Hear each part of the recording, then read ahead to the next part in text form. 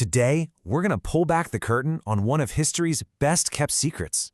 We're talking about the untold stories of women who operated deep in the shadows, shaping the world of espionage in ways we're only now, finally, beginning to understand. So let's start with a quick little thought experiment, just for a second. When I say the words female spy, what's the very first image that pops into your head? Seriously, picture it. Is she some kind of master of disguise? A deadly assassin? Maybe someone using charm as her primary weapon? Yeah, for most of us, that image probably looks a little something like this, right? It's a character straight out of Hollywood, the classic femme fatale, the villainess in a slinky dress, more myth than she is reality. This is the pop culture stereotype that has totally dominated our imagination for decades. But it's just fiction. Okay, let's get into the real story. Because the truth, well, it isn't just different from the movies. It's infinitely more complex and, frankly, way more impressive. We're talking about women who weren't just sidekicks or villains in somebody else's story. No way. They were the ones writing their own, running huge networks, breaking codes that were thought to be impossible, and literally building the very foundations of modern intelligence. So here's how we're going to break this all down. We'll kick things off in World War I with the invisible asset. Then we'll meet the woman who smashed codes in World War II. After that, we'll watch the rise of the wise gals during the Cold War, and we'll dig into their war on two fronts, fighting foreign enemies and sexism right at home. And finally, we'll talk about why reclaiming the narrative is just so incredibly important. All right, our story begins in the muddy trenches and occupied towns of World War I. In an era where war was just this brutal physical thing, a new, much quieter battle was being fought for information. And right here, women became absolutely essential assets for one very simple reason. They were invisible. And there is no better example of this than Louise de Bettigny's. She was a well-educated, multilingual Frenchwoman from a good family, the absolute last person anyone would suspect of being a spy master. She was dubbed the Queen of Spies, and she built and ran the single most successful intelligence network of the entire war, the legendary Alice Network. And the sheer ingenuity they used was just incredible.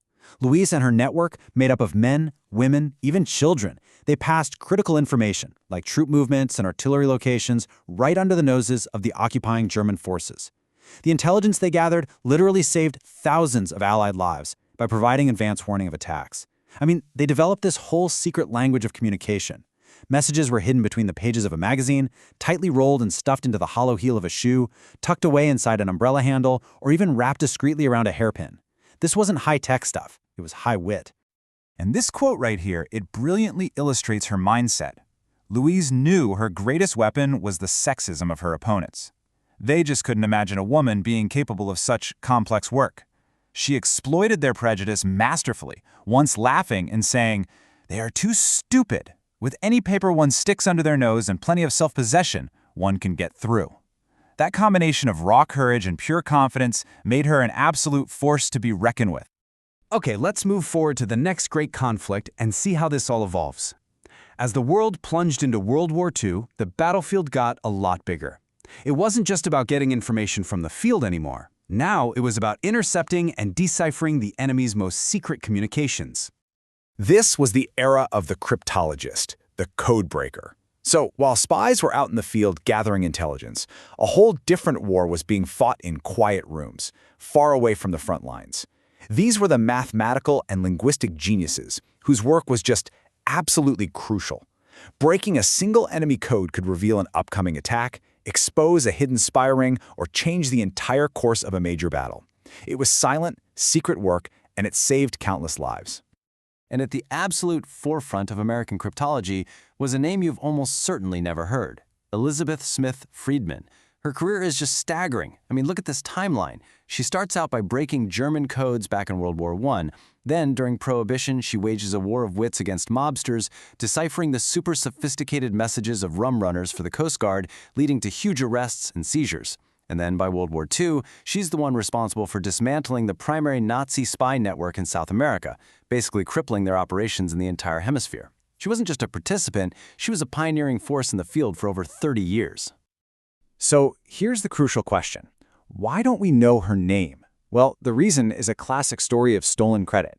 Freeman's actual work involved unraveling these incredibly complex enemy codes and providing intelligence that was vital to the nation's security. But the reality of the time was that the powerful and publicity-hungry FBI director, J. Edgar Hoover, publicly took all the credit for her breakthroughs. He loved the headlines, and her work gave him plenty. Meanwhile, national security rules forced Friedman into total silence, unable to claim her own astounding achievements even after the war was over. Her story wasn't just forgotten. It was actively erased by powerful men who wanted all the glory for themselves. After World War II, the nature of intelligence changed. Again.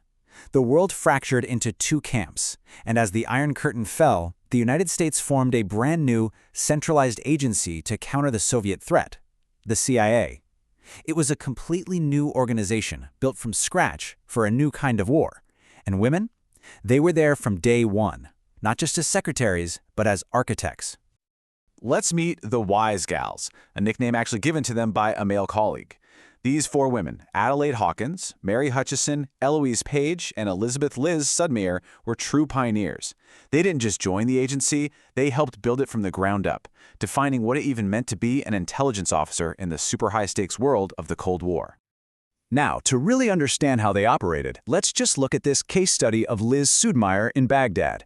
Her mission was to get intelligence on the brand new Soviet MiG-19 fighter jet. So how'd she do it? First, she identified a target environment where women naturally gathered, a local tailor shop. She spent time there, just building trust, making conversation. Second, she built a network, using those casual conversations to learn about the women's husbands and their military connections. Third, she cultivated and recruited her agent. She identified an engineer, a guy named Ibrahim, who had the access she needed, and she carefully brought him into the fold. And finally, she established a secure exchange. Her success provided crucial, first-hand intelligence on what the Soviets' new jet could do, a massive intelligence coup. This is a masterclass in patient, methodical, and just brilliant spycraft. But here's the thing. As these women were fighting the Cold War abroad, they were also fighting another battle, a war on a second front, right inside their own headquarters. This was a fight against the systematic sexism that threatened to limit their careers and completely diminish their contributions. So what did they do? They organized. They formed a committee to formally address the huge issues of unequal pay and lack of opportunities for promotion. And their male colleagues, in this really dismissive jab, mockingly nicknamed their group the Petticoat Panel. I mean, that name alone tells you everything you need to know about the attitudes they were up against. And this chart? Wow. This really puts their fight into perspective. In the early 1950s, women made up a full 40% of the CIA's workforce. They were clearly essential to the agency's mission. But while they were a massive part of the rank and file, their presence in leadership was almost non-existent. Their voices were marginalized, and their paths to promotion were constantly blocked by an invisible ceiling. The resistance they faced was just so entrenched and patronizing. This quote from a male administrator in 1953 perfectly captures the mindset. It would seem to me that an able woman has had a damn good opportunity and very fair treatment in this agency. There was this fundamental refusal to even acknowledge that a problem existed. The Petticoat Panel wasn't just fighting for promotions. They were fighting for equal pay for equal work, for access to overseas assignments, and against the kind of willful blindness that kept them from reaching their full potential. And that brings us to the final and most crucial part of this story, reclaiming the narrative. For decades, these histories were buried, forgotten, or actively suppressed. And understanding why that happened is the key to understanding their legacy. It's the big question that hangs over all of this, isn't it? With so many women doing such vital, groundbreaking work, why are we only just learning their names now? Why were these incredible stories hidden away for so long? Well, the answer is really a combination of a few factors. First, of course, there was official secrecy. The very nature of their work demanded anonymity for national security. But that's not the whole story. There was also systemic sexism, a deep-seated cultural bias that consistently undervalued their work. And finally, as we saw with Elizabeth Friedman, there were powerful men like J. Edgar Hoover who actively rewrote the historical record to center themselves and just erase the contributions of the women who did the actual work. And that's exactly why this matters so much. Their struggle was never just about spying. It was a fight on two fronts. Yes, they fought America's enemies, but they also fought for recognition, for equality, and for their rightful, indelible place in the history they helped to shape. So we end with this thought. The stories of Louise de Bettigny's, Elizabeth Smith Friedman, and the wise gals of the CIA remind us that history is often incomplete. It really makes you wonder, how many other heroes have shaped our world, their names and their incredible stories still buried, just waiting for us to rediscover them?